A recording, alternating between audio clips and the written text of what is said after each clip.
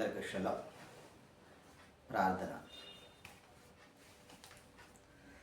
స్త్రీ తన గర్భము పుట్టిన బిడ్డను కరుణింపకుండా తన చంటి పిల్లను మరచిన వారైనా మరచుదురు కానీ నేను నిన్ను మరువనని వాగ్దానం చేసిన అదోనాయి మీకు స్తోత్రం.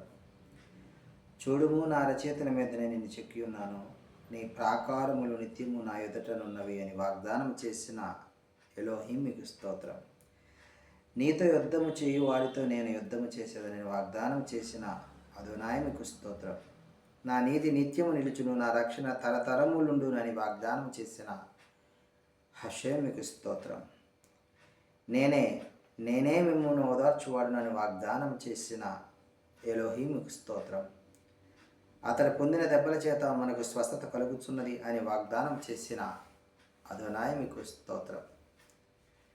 సర్వోన్నతుడు తండ్రి, సర్వాధికారి, సర్వ సృష్టికర్త, నేను ఆ నేడు నిరంతర ఏకరీతి గల తండ్రి మీకు స్తుతులు స్తోత్రాలు చెల్లించుకుంటూ తండ్రి, ఉదయకాల సమయంలో వాక్య ధ్యానములో మమ్మల్ని నిమగ్నులను చేసినందులకే మీకు స్తుతులు స్తోత్రాలు చెల్లించుకుంటున్నాను. ఆ వాక్య ధ్యానం చేసినటువంటి మాటలను మా హృదయంలో భద్రపరచుకొని తగు రీతిగా మా మార్గమును సరళము చేసుకున్నట్టయికాయ మాకు జ్ఞాన వివేకమును దయచేయుచున్న విధానం బట్టి మీకు స్తుతులు స్తోత్రాలు చెల్లించుకుంటూ ఈ మా మనవులను మా రక్షకుడి మోక్షకుడైన నజరేయుడైన యేసు మెస్సీయ నామమున అడిగి పొందుకుంటున్నాం తండ్రి, ఆమెన్. మన్నాను నొసగిన నా యేషువ తండ్రివి, హోరేబు కొండ పైన మాట్లాడిన తండ్రివి. మన్నాను నొసగిన నా యేషువ తండ్రివి, హోరేబు కొండ పైన మాట్లాడిన తండ్రివి.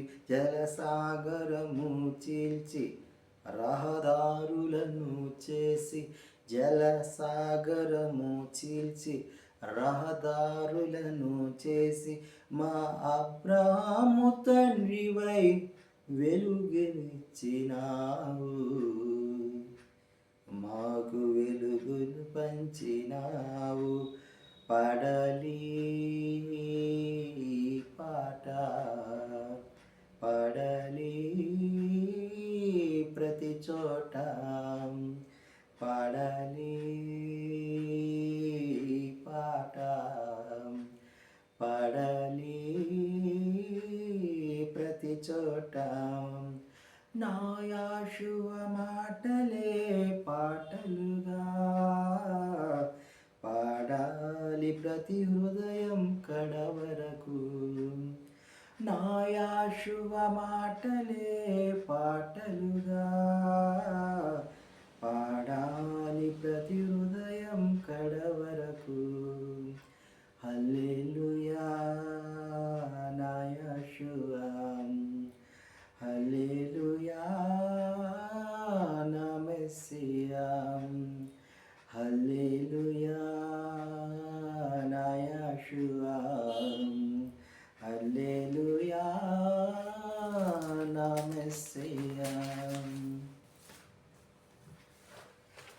ద్వితీయోపదేశకాండము 4వ అధ్యాయం 25వ వచనం నుంచి ధ్యానించుకుంటున్నాం.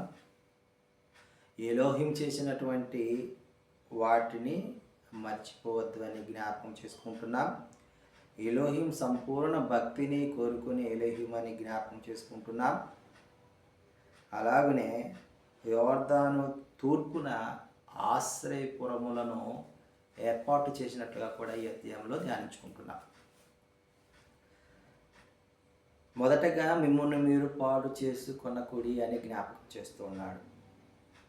దేని ద్వారా అంటే స్వరూపము చేసి దానికి మ్రొక్కటం ద్వారా మిమ్మల్ని మీరు పాడు చేసుకోవటమే కాదు, హషేం వారికి కోపం పుట్టించి కీడు రప్పించుకునే వారిగా ఉంటూ ఉన్నారని జ్ఞాపకం చేస్తూ ఉన్నాడు. అలా కీడు మరి తెచ్చుకునే వారిగా ఉంటే మీరు నాశనం అవుతారని కూడా జ్ఞాపకం చేస్తూ ఉన్నాడు. మీరు కీడు చేసే వారిగా ఉంటారని ఆయన ఊహించి తెలిసి భూమి ఆకాశములను మన మీద సాక్షులుగా పెట్టినట్లుగా ఈ అధ్యాయంలో మనం తెలుసుకుని ఉన్నాం. అంత మాత్రమే కాదు, మనము కీడు చేసే వారిగా ఉంటే మనల్ని చెదరగొట్టే వివిధ ప్రాంతాలకు చెదరగొట్టబడతామని, మనము కొద్ది జనంగామే ఉంటామని, అంత మాత్రమే కాదు మనము కర్ర రాతితో చేసినటువంటి బొమ్మలకు మొక్కుతామని మరి ఎలోహిం వారి జ్ఞాపకం చేసుకుంటూ ఉన్నారు. ఇప్పుడు రాతి బొమ్మలకు మొక్కేవారు ఎవరు అంటే ఎలోహిం వారికి వ్యతిరేకంగా జీవించే ప్రజలని మనము ఈ అధ్యాయం ద్వారా తెలుసుకుంటూ ఉన్నాం. అక్కడ నుండి తిరిగి ఎలోహిం వారిని వెతికిన ఎడల మనకు ఆయన ప్రత్యక్షమగునని సెలవిస్తూ ఉన్నాడు. ఈ సంగతులన్నీ సంభవించి ఆయనకు వ్యతిరేకంగా జీవించడం, కర్ర రాతి బొమ్మలను నొక్కడం, ఇవన్నీ సంభవించిన తర్వాత ఎలోహిం వారిని వెడకలా నీకు ప్రత్యక్షమగునని, మరి నీకు బాధ కలుగునప్పుడు అంత్యదినములో ఆయన వైపు తిరిగి, ఎలోహిం వారి వైపు తిరిగి ఆయన మాట వినిన ఎడల ఆయన కనికరాన్ని పొందుకుంటామని కూడా జ్ఞాపకం చేస్తూ ఉన్నాడు. ప్రియ సహోదరి సహోదరులారా, అయితే మన పితరుల ఎడల అద్భుత కార్యాలు, ఆశ్చర్య కార్యాలు జరిగిస్తూ ఎవరూ చేయనటువంటి క్రియలను చేసినటువంటి, సూచక క్రియలు చేసినటువంటి ఎలోహిం వారు ఎందుకు చేశారు అంటే, ఎలోహిం వారు ఒక్కరే, దేవుడు ఒక్కడే, నా ముందు కానీ నా తర్వాత కానీ ఎవరూ లేరు అని తెలియజేయటానికి అలాంటి సూచక క్రియలు జరిగించాడని ఈ అధ్యాయంలో జ్ఞాపకం చేస్తూ ఉన్నాడు. కాబట్టి ప్రియమైన సహోదరి సహోదరులారా, బోధించుటకు ఆకాశముల నుండి స్వరమును ఏ విధంగా వినిపించాడు, ఆయన ప్రేమించినటువంటి మన పితరులను ప్రేమించినందున ఆ పితరుల యొక్క వారసత్వమును ఆయన మరి ఏర్పరచుకున్నాడని జ్ఞాపకం చేస్తూ ఉన్నాడు. అందుకనే తండ్రులు వారి పిల్లలకి ఎలోహిం వారి యందు భయభక్తులు నిలిపేవారిగా మనము బోధించాలి, వారికి సంఘటనలను తెలియజెప్పాలని మరి గత కొన్ని అధ్యాయాల ధ్యానంలో మనం తెలుసుకొని ఉన్నాం. బలమైన గొప్ప జనమును మీ మధ్య నుండి వెళ్ళగొట్టెను.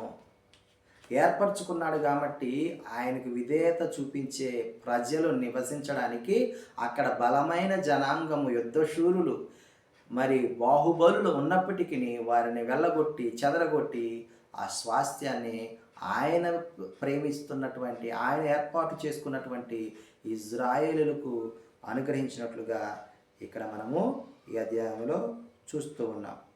నీకును నీ సంతానపు వారికి క్షేమము కలుగుటకై దీర్ఘాయుష్మంతుడు అగునట్లు, క్షేమము కలుగుటకై దీర్ఘాయుష్మంతుడు అగునట్లు మనం ఏం చేయాలంటే ఆయన ఏర్పాటు చేసినటువంటి ఆజ్ఞలను, కట్టడలను మనము అనుసరించాలని ఈ అధ్యాయం మరి జ్ఞాపకం చేస్తున్నారు.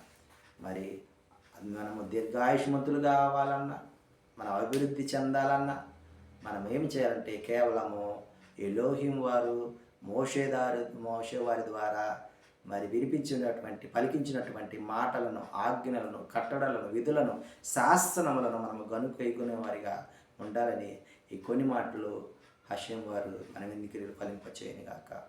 ఆమేన్.